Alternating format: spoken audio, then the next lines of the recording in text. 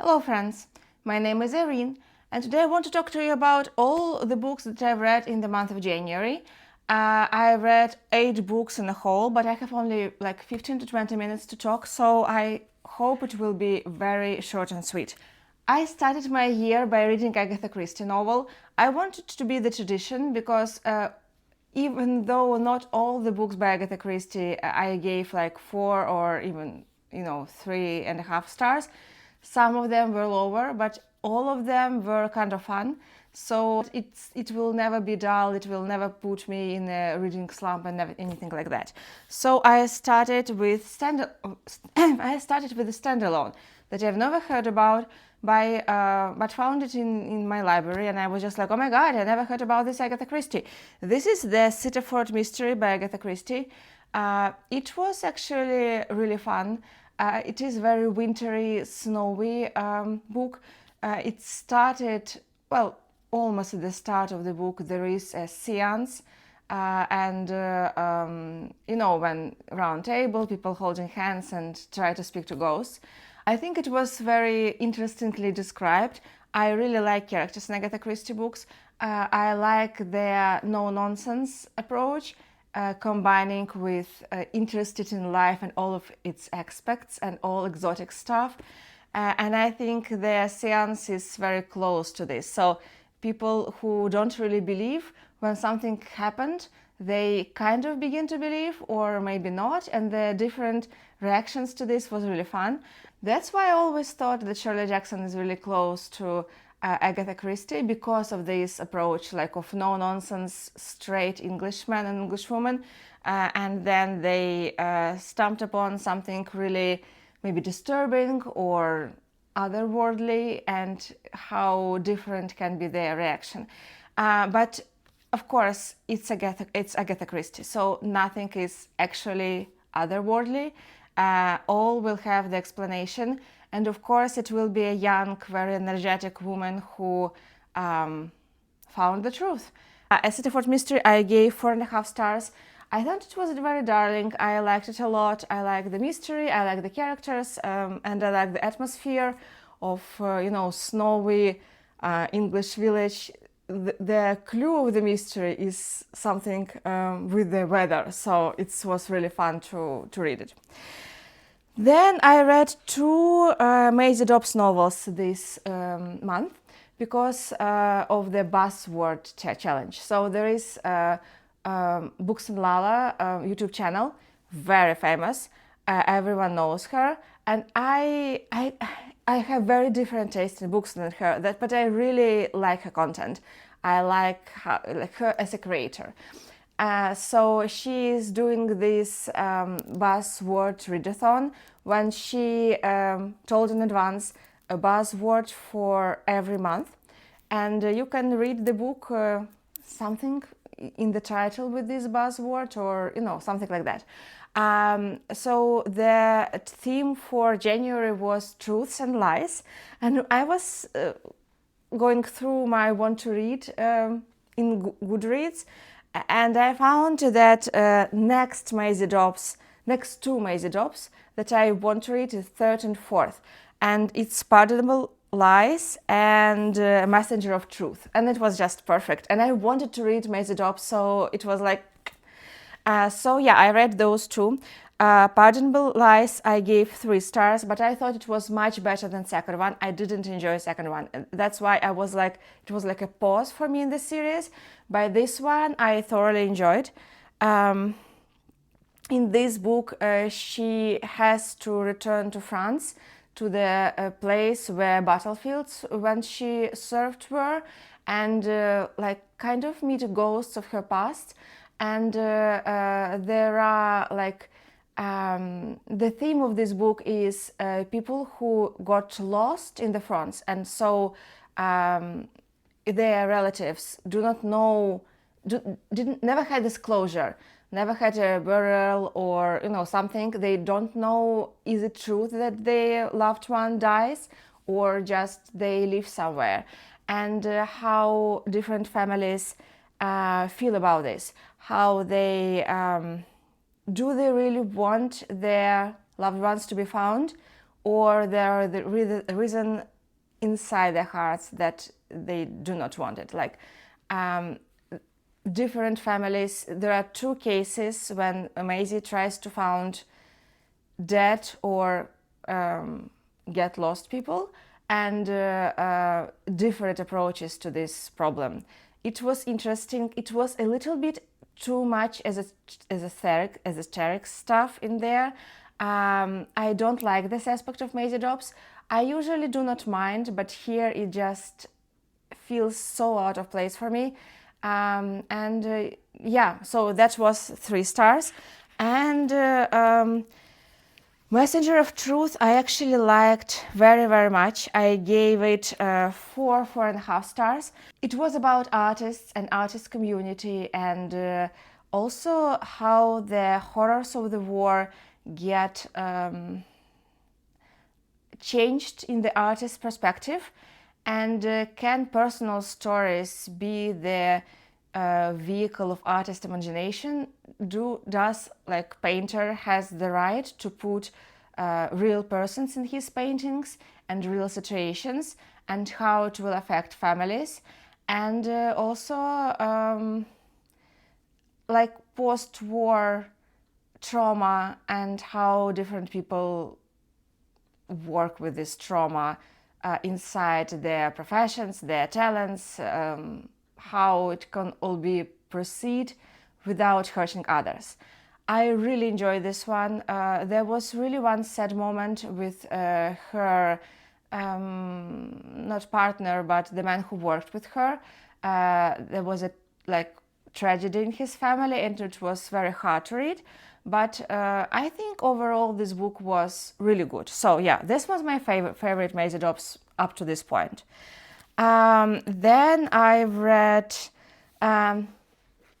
so I have this, not problem, but when I drive my little one, especially around the town, I have problem listening to audiobooks. Of course, we listen to kids' audiobooks all the time, but sometimes she gets tired and she wants to do something by her own. But I can't really read books.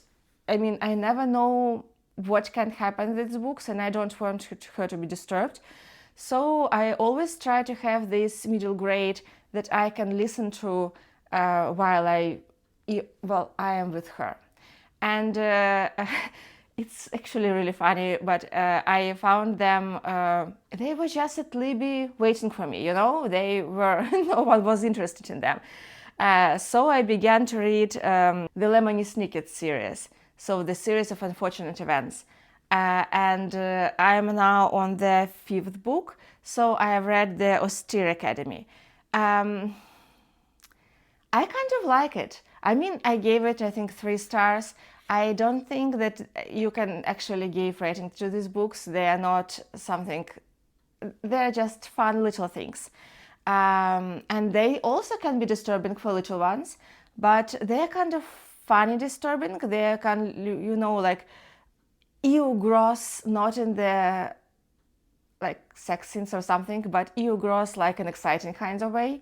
And I like the humor in it. I can't understand if this like book for middle grades or for their parents. I think it's more for their parents, and I enjoy it. Again, not my favorite book, it's the tiny little thing, but I just, I enjoy the series overall. I do like this quirky and quirky kind of humor. It reminds me of Charlie and Chocolate Factory, this kind of stuff of Roald Dahl. I do think that's a great book. Then I read Sally Rooney, Intermezzo, and I want to say I hated this book. I didn't hate it, but I think at this point my paths with Sally Rooney, we get apart. I actually liked her books. I read all except Normal People. And I know Normal People is the most favorite, maybe like crowd pleasing. Maybe that's why I haven't read it. I don't know. I can't say that I disliked Intermezzo. I disliked the plot, if it makes sense. I liked all the back and forth talking inside of the book. I liked thoughts of each other character. I kind of like the exploration of the character of its own. So when I think about Ivan, for example, or Peter, I can see how good Sally Rooney is at depicting character and his insights, thoughts, and everything. But I hated the decisions that all of these people made, and I just can't justify almost none of it. I mean, especially Peter's part. I just can't. So this is a book about two brothers, Peter and Ivan, who just lost their father. So they're like grown up men, but they lost their father. Ivan is like an autistic guy, and he is like a genius chess player. Peter works like a lawyer, and both of them have really, really complicated relationships with each other and very complicated love stories. And Peter life just drive me crazy like all the time. I just couldn't stand it, and it was so bad. And I think it was. I mean, I'm very sorry for him and everyone around him. I was just really, really sorry. Ivan part, actually I liked it, but it was like, some parts of book I liked, but none of them I really, really liked. Peter's stuff I just hated. Some conversation between brothers or, them with other people I liked, like this certain 2-3 pages of talking or thinking. I really like Sally Rooney thoughts about God and about relationships and about our place in life and about climate and everything like that. I like to read it, but it feels like, let's say if you read some influencer Instagram or blog and you like each other post, but then you understand what the message is in a whole, and you are just like, no, I can't stand it. That was me with Sally Rooney. Also, I don't know why no one is talking about this, because I watched few videos about intermezzo and no one was talking. There's such a huge Russian literature influence. You can even see like the brothers' names are Ivan and Peter, and the dog name is Alexei, and it's just like Brother Karamazov straight away, and the relationship between brothers and their relationship with their lost father and the grief and everything. And Ivan's story with his relationships with chess and with his love story is so much Nabokov's illusion defense. I can't understand when no one saw this. Guys, have you not heard about illusion defense? It's a great story about autistic but genius chess player and how he found his place in life and his love. It's better than Sally Rooney, and it has some of the same topics. And I think Sally Rooney is reading some really good books, but maybe I would like to read a short story collection by her or essay collection when she is just thinking and talking about things without this crazy plot when all people do the wrong stuff and you are just cringe at them. Sorry about my language, but I just don't know how to talk about this book. I didn't enjoy it. I gave it 3 stars. Now I would like to show you a little peek of what I did during January. So I went to this rare book event in San Francisco, where there were rare bookstores and second-hand bookstores that trade between themselves mostly, and you could buy for crazy amount of money very rare books with signing of Conan Doyle. There was first edition of Pride and Prejudice, and all this interesting and cool stuff for book lovers. I really enjoyed this experience. I had this little video made for you to enjoy, just to look at this cool stuff. I felt really out of hand over there. I couldn't buy anything of it, so it was like, okay, I do not have this $800,000 for this Jane Austen, but can I just take a look? Thank you. Yeah, it was interesting and enjoyable, and I became really proud of few books that have signing in them that I have in my collection. So it was great actually day for a book lover. So yeah, maybe you'll enjoy it with me.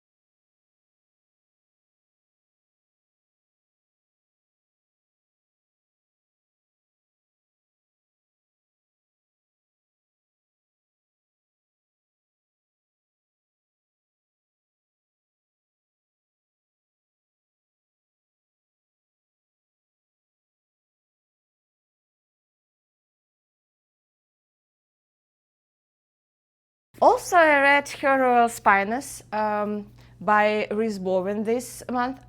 This was a reread for me. I read it before. I read it for a pun in the title in one of readathons, and there is pun in the title. I I need to read second book because I didn't enjoy first book as a mystery, but I enjoy the characters, and I think this first book is like a you kind of understand the surroundings and everything inside it. But yeah, this is a book about one of the one of the royal family, a young girl who is like 34th or 38th, pretender for a throne, and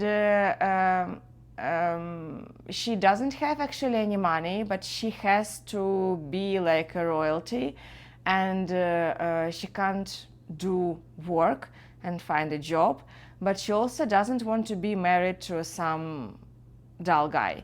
So she went to London and tries to make living, and she began to clear houses for the people who come in the middle of the season for a few days. So she's not doing the dirty work, just a little bit dusting here and there.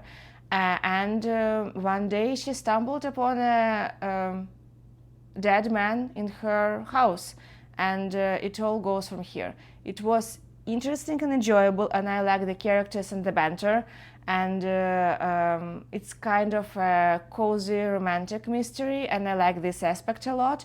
I gave it 3 stars. I would to liked it more. Okay, so I hope that next book in the series will be better. And then I read 2 books that I want, like I have, I can show them. First of them was My Name is Lucy Barton by Elizabeth Strout. This is first in Amgash series. This is a tiny book, but it's just, it broke me in parts. Okay, I really like how she explores relationships and trauma and childhood memories, and how our childhood grew into us and influenced our motherhood. I really enjoyed this book. This is a very quiet book. This is a book about a woman lying in the hospital. She doesn't know, she has complications after surgery. She doesn't know what's happening, because she doesn't know will she die or not. And one day she saw her mom beside her bed, and she haven't seen her mom in like 20 years. And she is very happy, and she wants to talk to her mom, and they talk a lot about different things. And these 2 women who spend a lot of time together, who dearly love each other, but can't talk about certain things and can't express certain emotions, and do express them in a not straight way, and understand each other. And her mom tells her all these little like fables, like stories about the people in their town, and through these stories she is trying to tell something about their life.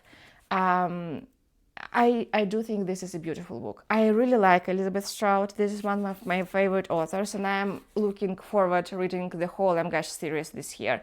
I found these books brilliant, and I really, really liked it. 5 stars for sure. And other book that I unexpectedly gave 5 stars is The Tainted Cup by Robert Jackson Bennett. I knew this was a fantasy author, and I was not really interested in starting like new series.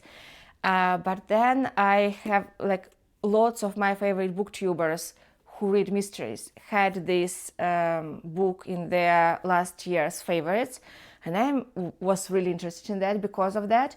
I didn't realize how good this book is, and actually I didn't realize it was a mystery, so it was very pleasant surprise. I don't know why I was surprised. I was just like, I haven't heard about mystery fantasies for a long time, so it was nice. This is a mystery, take place in a fantasy world. The world building is marvelous, and the mystery itself is really, really interesting and unusual. The one thing, so at the beginning of the book, the young man who works for this detective was summoned to a house of the very wealthy family, where he saw a man murdered in a very unusual way. And they solved this mystery rather quickly, but the reasons for this murder was yet not understood. And then similar murders began to happening at the very crucial spot of the empire, where these murders, they kind of broke the defense between the world and unknown creatures, let's say that. And so this is now like a empire business, and they were summoned there to the ocean, to the wall between the ocean and the world, to try to understand who was killing people in this very particular way. I did enjoy everything about this book, absolutely everything. Yeah, I really liked everything. I loved everything about this book. I loved the characters, I liked the mystery itself, I liked the world building. The detective is as exotic and unusual as every detective in every story. I really like the characters and their relationships. I like this flair of the mystery of the past of this detective, so we know nothing about her, and there is some past, you can feel it. I really enjoy dynamic with her and her assistant. There are people who say it's like Nero Wolfe, Archie Goodwin relationships. Maybe it feels closer to that, yes. I can't say, I really enjoyed it. And also it was very interesting to read a fantasy mystery, because the most stable and understandable part of the plot is mystery itself, which usually is not the case.